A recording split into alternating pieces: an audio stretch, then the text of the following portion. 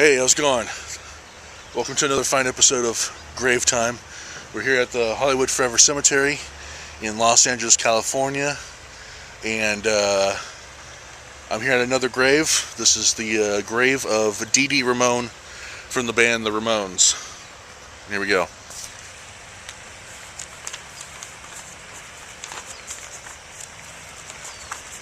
Got my notes here, so I don't sound too foolish.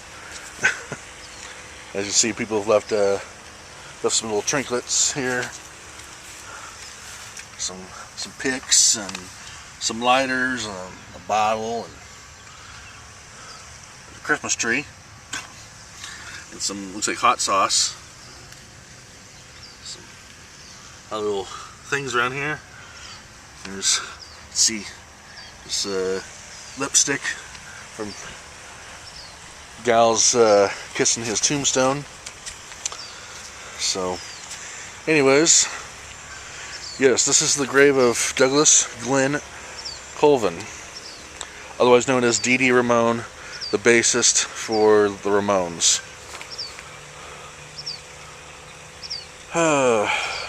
Born September 18th, 1951, died June 5th, 2002 of a drug overdose. It's very sad to be at this grave, especially for someone who has made some great music with a great group of people, founders of punk rock, and it's very sad to be at a grave of someone who OD'd. It's just about as sad on the same level as a person who takes their own life. Suicide, obviously. You know, he was just doing what I guess he normally did. Did his drugs, and unfortunately, maybe it was too much for his body to take, and that was it. A little bit more about Dee Dee Ramone. It's kind of breezy here at the Hollywood Forever Cemetery, so I'm trying to make sure my notes don't blow away. So yeah, he was the bassist for the legendary Ramones, the founders of punk rock. He wrote songs for the Ramones, such as Commando, Rockaway Beach, Poison Heart, and others. Later on in his career, he left the Ramones to start his own hip-hop rap group. I don't remember the name of the band, but he later on changed his name to Dee Dee King for that project. And I honestly have never heard that band before, his group that he did, his hip-hop group. I can't really remember it too well.